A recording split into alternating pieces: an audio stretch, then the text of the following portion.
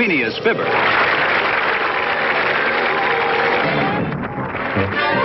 And Kathy Lewis as Molly. Delicious. But isn't it kind of a big cake for only 4 people? Not when one of them is McGee. Oh. I ate some of the salad. Oh, it's finished. I'll put it in the refrigerator. You know, this is a terrific idea of yours, Molly. Oh, gee, we couldn't let this day go by without having some sort of a celebration, huh? You know, 5 years of neighbors. It doesn't seem possible. Now for the inscription. I think I'll write, love thy neighbor. Hi, honey. Hi. Boy, have I got good news for you. The greatest thing just happened. Really? Yes, sir. You know that empty office we have in our building downtown? Yeah. I finally rented it. Oh. Yes, sir, and I owe it all to your husband. Did Roy find the tenants for you? Ed Waller's nephew, Norman, just got out of law school. Roy sends him over. He looks at it and he liked it. Oh, that's wonderful, honey. Yeah. There. How does that look? Love thy neighbor? Is that all you're going to put on it? Yeah. Well, I was planning a much bigger message. Well, I'll run right out and get you a blank cake. Don't bother, my dear. This will be fine. We'll just scrape that off. Now, here's what I'd like to say. Take an inscription. Yes, sir. This happy occasion commemorates the 5th anniversary of the McGees and Norrises as good and friendly neighbors. Uh-huh. May our friendship continue as the years progress, and may we always live side by side in peace and perfect harmony. Got that? Uh-huh. Read it back. Love thy neighbor.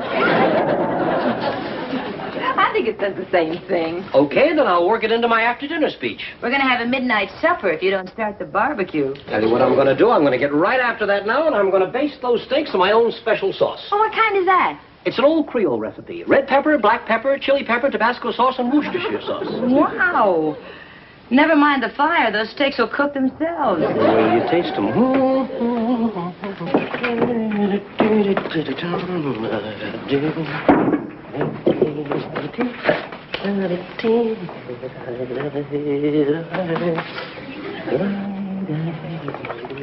Want me to get that charcoal started for you, McGee? Oh, hi, Roy. Are you kidding? You're talking to an old Boy Scout. Never seen the barbecue of all time. Hey, that's a beauty, huh? Hey, McGee, I want to show you something. Okay. Hey, the girls are going all out on the celebration tonight, aren't they, Oh, huh? yeah, I think it's nice to celebrate something like this. So do I. You know, it isn't every day you get to live next door to a guy for 5 years. 5 years. Boy, we've had a lot of laughs, haven't we, McGee? Great times, Roy. Great times. Hey, what do you think of this, huh? What is it? Well, it's a fruit picker. Hey, watch this. Pretty nifty, huh? Yeah, that's great, Roy. I thought you'd like it. It'll come in real handy, won't it? I'll say. Oh, Roy, look, you wait right here. I'll be back in just a second. No, I'm afraid you're out. But that's okay. I've got a big bottle of dressing at home. Honey, I'm in a terrific spot. What's the matter? That crazy Roy Norris bought me a gift. Oh, that's cute. But I don't have anything to give him. Well, honey, I'm sure Roy doesn't expect a gift in return. Yeah, but it just won't look right unless I give him something. He'll think I forgot our anniversary. It happens to me every year. There must be something I can give Roy. Some gift I haven't used. The green sweater with the yellow collar. I gave you that for Christmas. And I wouldn't part with it for anything in the world. I know. I'll give him the trout reel I bought last week. Your brand new one? Well, then I'll buy myself another one. This has to be something extra special. After all, he gave me a terrific fruit picker.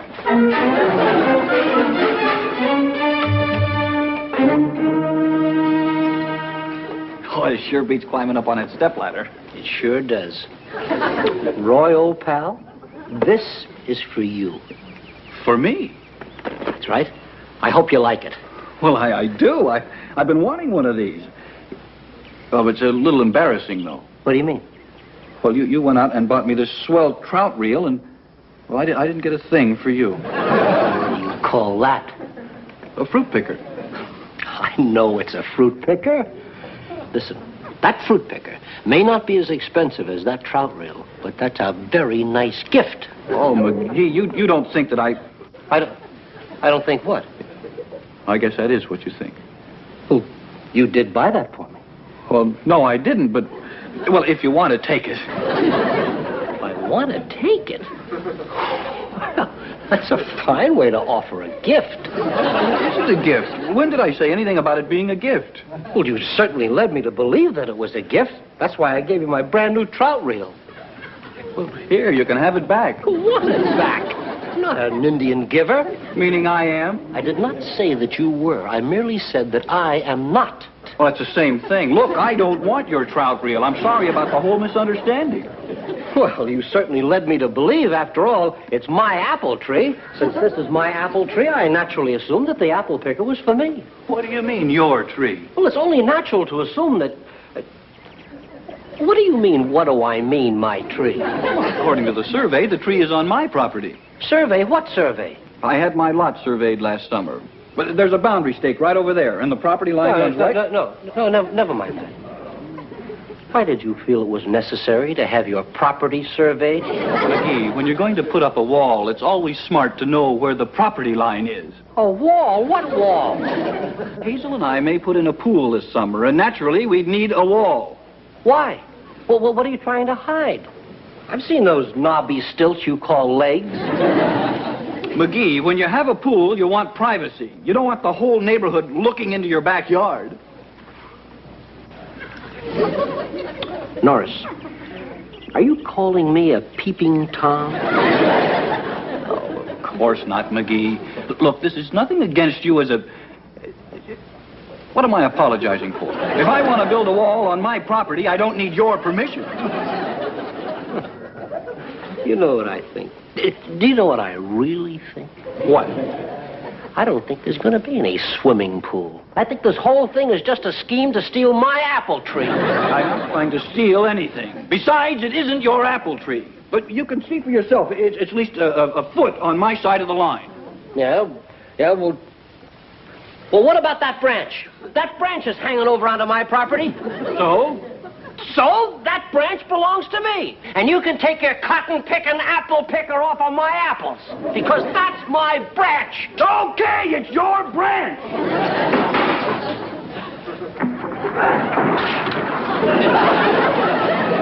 Here, take it.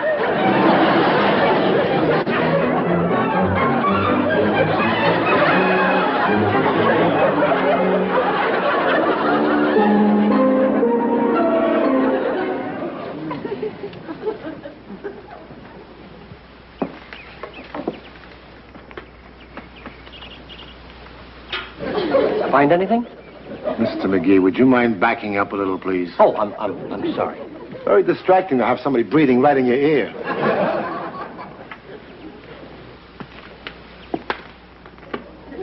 How are we doing? My survey is quite a bit different from the one Mr. Norris had made. Then the apple tree's on my property. No.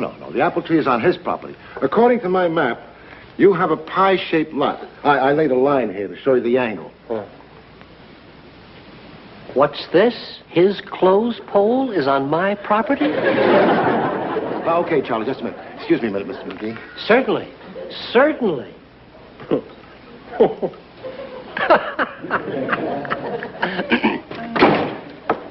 Hi, McGee.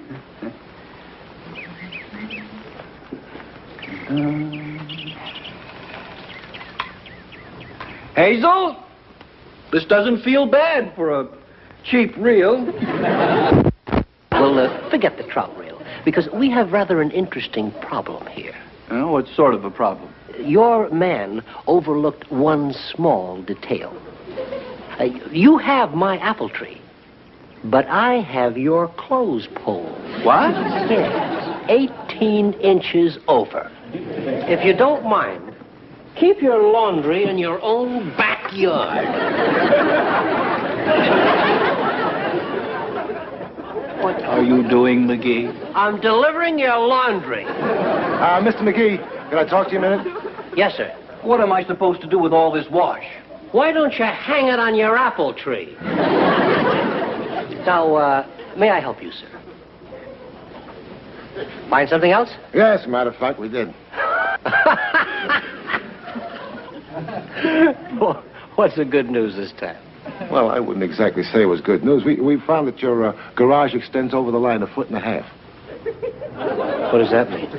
That means that your neighbor could force you to move your garage off his land. I don't suppose I could force him to move his land out from under my garage. Now, your best bet would be to try to buy the strip of land from him. It wouldn't cost over $100, and it'll be a lot cheaper than moving the garage. That can be real expensive. You can, huh? That's no problem when neighbors are friendly. Are you and Mr. Norris on good terms? He's the best friend I ever had. I'm going to go over right now and tell him so. Let's put that right back on my property where it belongs.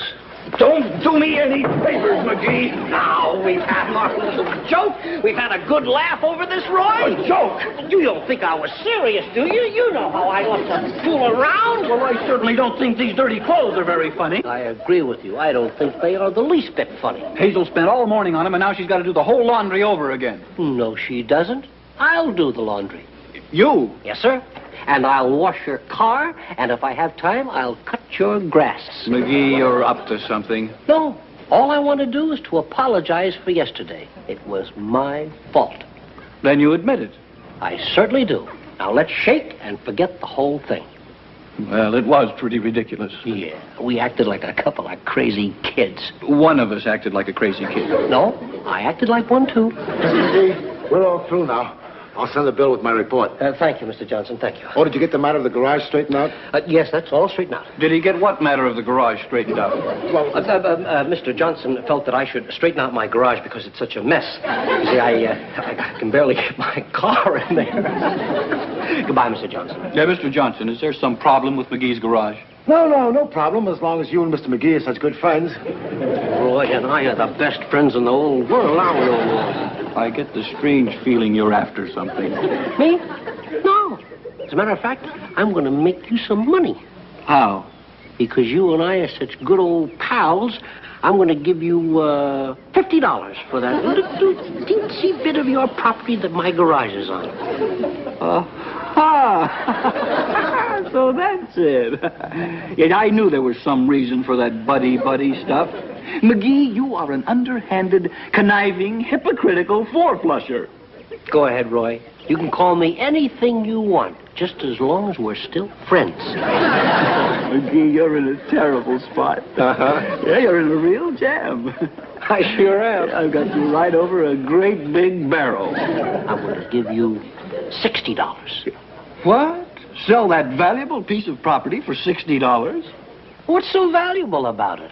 Well, there's a very expensive garage on it.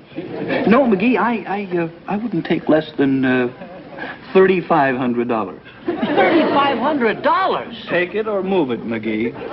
No, you can't do this to me, Norris. But we'll see. Well, I've got to get to my office. Wait a minute. Just a second. Don't forget your laundry.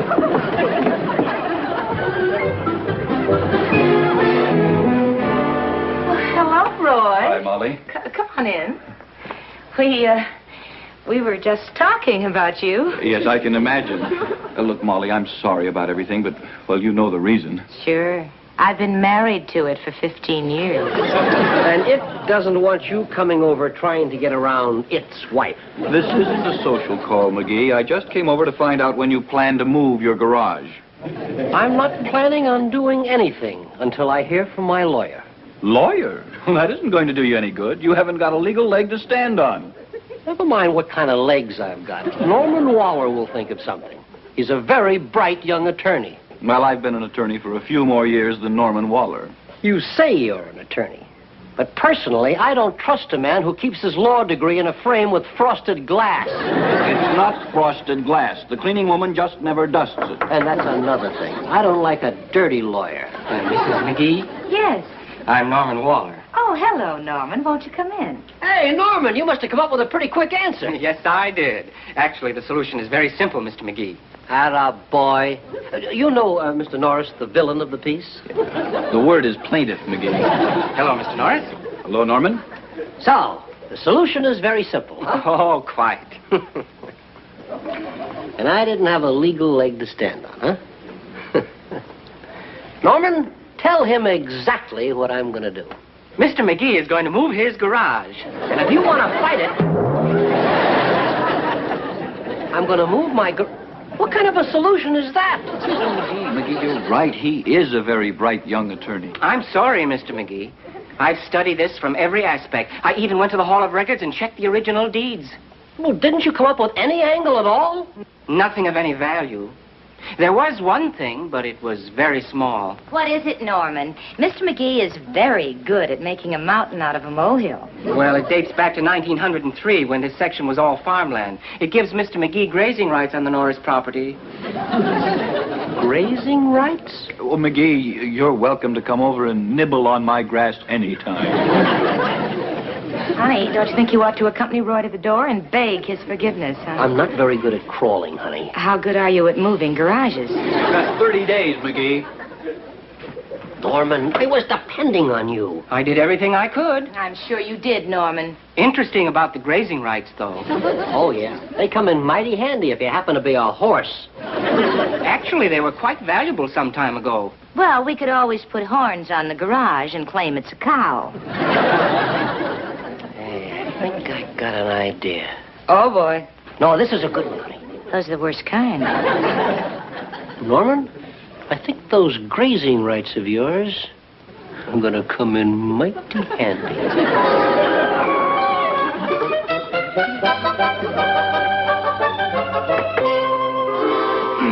Roy, I feel it's only fair to warn you that if you insist on my moving that garage, I'm going to use my grazing rights. Well, go right ahead, McGee. Well, you can eat my grass till you're green in the face. But the garage goes. Oh, green in the... Oh, that's good. Oh, I bet you keep those juries in stitches. Suit yourself. Oh, there you are, Mr. Davis. Come right in here, sir. You Mr. McGee? McGee. And this is Mr. Norris, our host. Hiya, Mr. Norris. That's right neighborly of you. It's no problem at all. Just make sure they stay on that side. Oh, don't you worry. Okay, Willie. Run 'em on down. Holy Hatfield! Speed out of my yard! Now, easy, Norris. These are my luncheon guests. Here we are, girls. Get over here. Come on. Get him out! Move along. Get him out before I call the police! What can the police do? I have grazing rights on your property.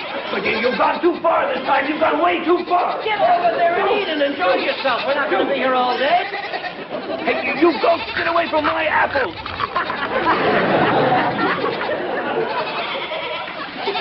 Stay out of that bird. Shirts. They've eaten my shirts. McGee, get those goats out of here or I'll... I hope it wasn't starched. Starch always makes the goats kind of stiff-legged. I got to make a phone call. I'll be right back, Norris. McGee, don't miss the fun. Maybe they're thirsty. Shoot. Norm, listen, Norm, I don't think we're going to have any trouble with Norris. No problem with the garage. Well, you know what the grazing right is? Norm?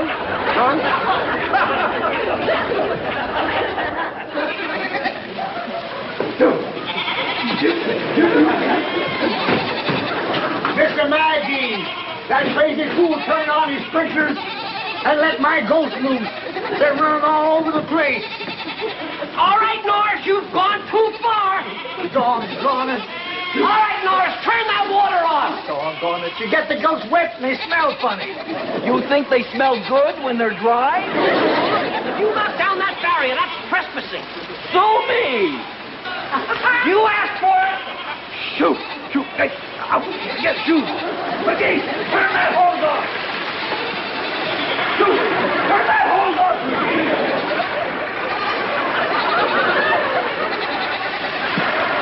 Shoot!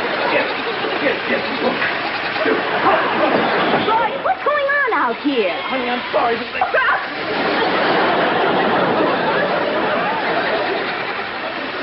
After you boys have had your little fun, you and I are going to have a little talk. It's all McGee's fault, honey. Get over there, Nanny. Go on, get over. Oh, sorry, Billy. Oh, this racket. McGee!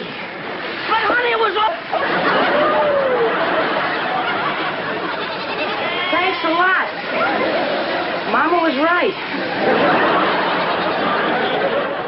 Oh, the other side. Yeah.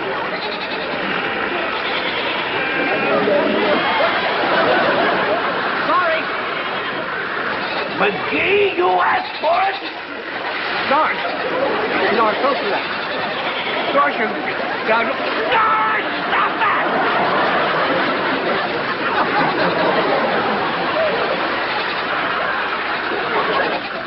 So he walks up to my apple tree, he reaches up, grabs a branch, and snaps it off. I object, Your Honor. The apple tree he refers to is not his, but mine. I'm not talking about the whole apple tree. I'm only talking about the branches hanging over onto my property. It doesn't matter where the branch is. Tree it is. 6 of my goats is missing. Will We'll you get to forget about you, the Mr. goats? Davis, Norman, and your Norman, goats. Your Honor.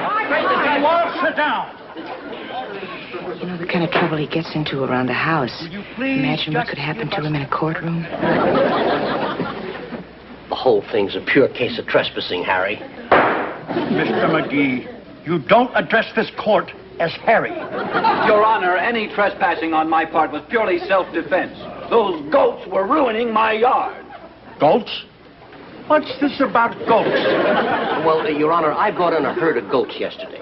Oh, so you're the one that turned those fool animals loose. I didn't turn them loose. He did. And we ain't found all of them yet. Now, just a minute. Who are you? I'm Adam Davis. I got 6 goats missing. Mm-hmm. Well, 3 of them were in my backyard. And for your information, they ate up all my rose bushes. Roses ain't good for goats. I wish you wouldn't let them do that. Believe me, I asked them not to. You can appreciate what I went through, Your Honor. They ate 3 of my best shirts. We just hope it teaches them both a lesson. Your Honor, I'd like to submit this original title as evidence. It gives Mr. McGee grazing rights on Mr. Norris's property. This can't apply now, Counselor. The zoning restrictions have canceled out all so-called grazing rights. Now, this court orders Mr. McGee to pay Mr. Norris $300 damages. Norman, do something. Well, I don't know what I can do, Mr. McGee. We never studied a case like this in law school. Your Honor, I'd like to appeal to the court to be lenient with me on account of the extreme youth of my lawyer. My decision stands.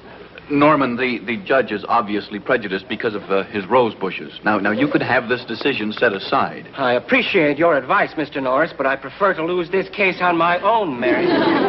Well, I don't prefer to lose it. I'll settle for a draw. You listen to Roy. He knows what he's talking about. McGee, you stay out of this. I object, Your Honor. The witness has a right to speak in his own behalf. Now, wait a minute, Mr. Norris. Whose side are you on? He's on my side. He's my lawyer. I thought I was your lawyer. You can be my lawyer. I'm suing for 3 goats. McGee's kind of a one-man war. First you fight him, then you join him. Your Honor, my client wishes to address the court. What is it now, McGee? Oh, Mr. McGee is his client. Mr. Davis is mine. I want to know what they're going to do about my goats. Order. Order this court, I say. Now then, which lawyer belongs to what client and who is suing who? I'm suing both of them. And I was suing Norris. And I was suing McGee, but I'm not suing McGee anymore. And I'm not suing Norris anymore. Well, I'm still suing somebody. I'm sorry to interrupt, but I think there are 3 goats grazing on the courthouse lawn. Good heavens, get them out of there, Davis, before they eat the flagpole. Yes, sir. Right away. And I'm obliged to you for finding them. Now, as far as you 2 are concerned, Molly Hazel, please take them home. Harry, you're 20 carat. Court adjourned. Come on, fellas. Roy, I want you to know that I'm... Forget it, McGee. I'm sorry, too. I think this calls for a celebration. Molly, do you still have that cake? Oh, it's probably all dried out. The steaks are still good, and I could bake an apple pie. Apple pie? Second thought, I'll make it blueberry. How about we go, huh?